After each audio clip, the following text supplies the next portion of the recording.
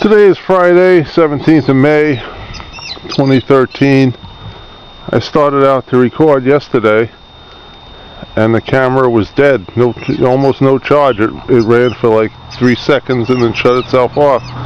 And it turns out the battery wasn't charging when it was plugged in. So I plugged it into the USB and the red light flashed 3 times and it just died. So I did the obvious and got out the little manual that came with it, and that was useless. They had 1 page on troubleshooting what to do if there's no power. Install the battery correctly. So I went to the web page that they suggested. As you can see, I finally mowed. It was kind of like 11 days. So I went to this web page and it was next to useless. I kept searching for red light flashes 3 times and it gave me everything else about charging the battery.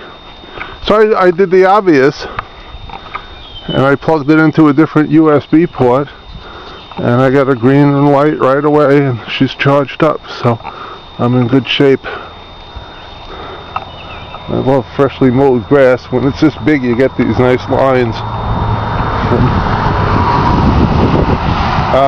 I was going to show you on the tractor there's a feature that you turn on the PTO, and as long as you don't put the brake on, you push this button and you can mow in reverse, which is very helpful when you need to, not have to keep pulling that lever and wear and tear on the machine and like that. So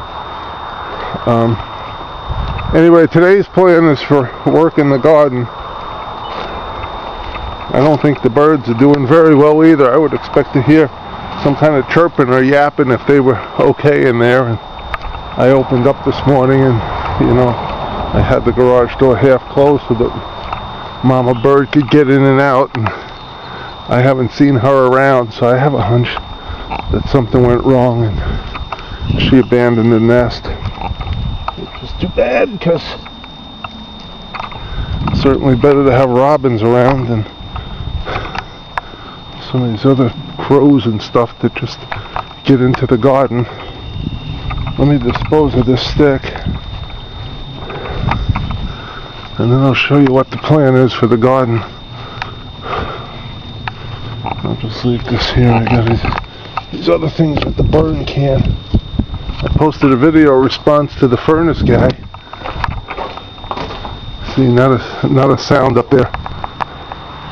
I would expect to see some kind of action. I could try putting the camera up there. I can't get up there with the truck in the way, but the camera's on the tripod, so I can just raise the camera up high enough and see if I'm pointing in the right direction totally at random. I have no clue. I'm going to try to get over it. Probably won't walk up there anyway, but hopefully we'll see something that's going on inside the nest, but if not good. I expect to be hearing something. They should be hungry, and again, I haven't seen Mama. There's the wheelbarrow with the tools. I didn't even put that stuff away yesterday. So, here's the plan. I put some more potatoes in there yesterday, which is no big deal. Just moved the stakes over a little bit further. This is in the shade, so even if I don't harvest this year, they keep over, over the winter. It's still a small section. And again, if you watch the videos and you see that I'm trying to do all these other things that the off-the-grid guys do, but I'm not using, I'm not paying money for the stuff because assuming the catastrophe comes that they predict, there's not, your money's not going to be worth anything anyway. You're not going to go over to the hardware store and pick up this and that to build a stove or whatever. So anyway, these potatoes, which presumably we're still going to eat from somewhere, but anyway, these potatoes are just off the shelf from Aldi's or Walmart. I think the ones I did yesterday came from I think they came from Walmart, but anyway, they're not hybrids or anything, so they sprout. So I just cut the parts with the sprouting eyes off them, eat the rest, because that's what I'm planning on doing, is eating the potato, and I just save some of it, let them dry for a day or two, and then come out here and plant them. And the one year I let them you know, I left them out here over the winter because they are in the shade and they don't grow very big. And they did fine over the winter, so we'll see. Now here's the area where the compost starts. This compost doesn't look all that great as it dries out. I think his compost pile over there is like 12 feet tall, and it just doesn't get any air, and it doesn't get turned, and it's got leaf clumps in it that aren't very good, but it's still better than what was here. So there's the garlic and the horseradish. The horseradish is coming out of its row. There's some chives that Donna likes, and I got to get on to harvesting those before they do whatever they do when they're left in the ground too long. Anyway, so here's the plan for the tomato stakes. Last year I had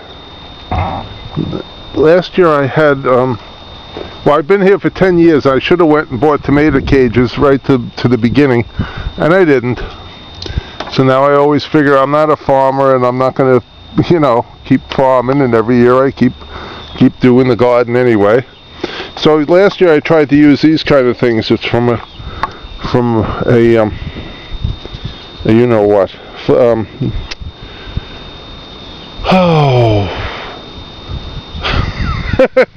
okay, brain dead.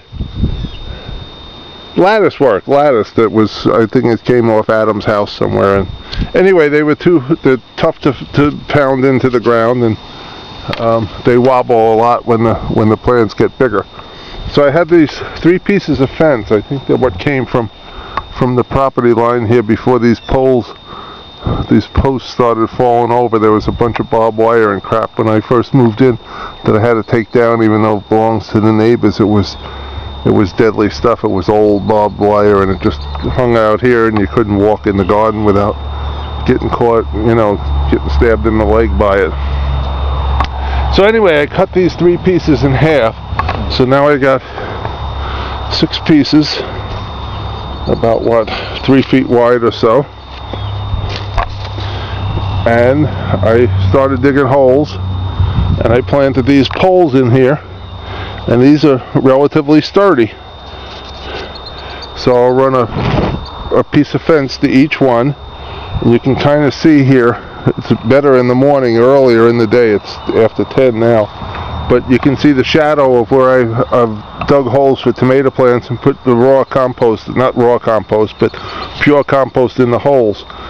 And I'll have these pieces of fence running across, and I can stake tomato plants to it, and there'll be plants 3 on each side of the fence, so they can kind of balance each other out and keep the poles from wobbling too much. So I put 4 of them in yesterday, and that's what I'm going to get back to doing today. I got holes there, and by the first set, and then I got another set of holes right here, and another set of holes right here, and then I'll have to get some taller poles for right out here for the pole beans. And I don't know what that green thing is in there. I want to see if it's a rogue something that got left over from last year, because this had been weeded and sprayed and all that. So anyway, that's where it's at for right now, and I'll get my tail to work and bring you back later. I brought the camera back into the garage in order to take a look at the video to see what I could see about the birds, and I couldn't see anything I had missed the first time, so I probably edited that out by now. Anyway, I set the camera to 2-shot, you know, time delay, and I got one halfway decent picture, and I didn't see anything in the nest at all. So I don't know if it's customary for robins to clear out and move if there's too many people around, or some bigger bird raided the nest during the night, or I don't know what happened. I'll have to research, because it's supposed to be 12 to 14 days till they hatch, which was just right after she puts the 4th egg in there. It was exactly 14 days. And then they hatched right on schedule, and now they're supposed to be 9 to 16 days in the nest. And I don't know if you're seeing it now or not, but from what I could see in the one picture that came out halfway decent, absolutely nothing in that nest. So anyway, I'm going back out to where I've been digging holes. I got 2 more holes dug, and I mean this is pretty straightforward stuff, so don't really need to see this, but it's a decent size, 2 decent sized holes, and I'll put the poles in there now. And then after I do the planting, I'll put the, hard to see through this viewfinder when it's so bright out. But anyway, there's one of the holes, and there's the other one out there.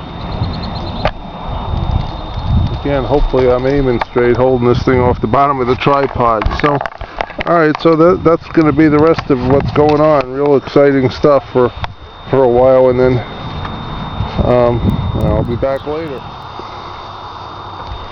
This is what I have of a compost pile. Not really a lot. It's hard to come by enough stuff, and then by the time it cooks itself down, that's a whole winter's worth there, right on that little bit that was in the can. So what I'm thinking about is moving this down.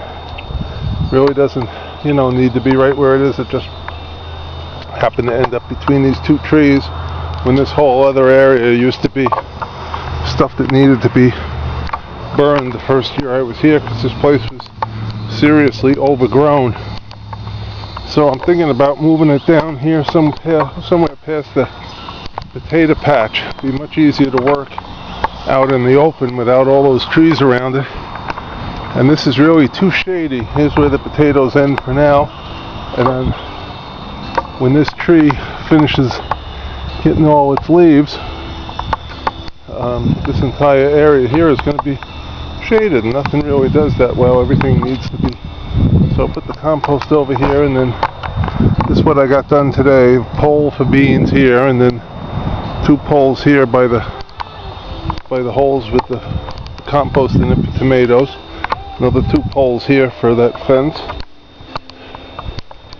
2 more here. Another pole for beans. And then 2 more poles, and then that shaded area in the summer, and another couple of weeks that will be in the sun for most of the afternoon. So I gotta go see if I can move some of that firewood over by the shed, and then I'll be calling it a day. So have a good one. Thanks for watching. Okay, there's the addition to the wood pile. About 1 wheelbarrow full, which is progress. No birds, very disappointing, but I got to find out the story on that. If you happen to know, leave a comment if they empty the nest on their own, or if something else goes in there and cleans it out. But it looks like it was done very neatly. There's no remains or anything. It's just plain empty. And I know it takes 9 to 16 days for them to be able to fly, so they certainly didn't fly in 5 days. So I don't know. Absolutely don't know. So that's it for today. There we go. That's what's left of the compost that still stays moist a little bit, and go get the dogs and pack it in. Have a good one.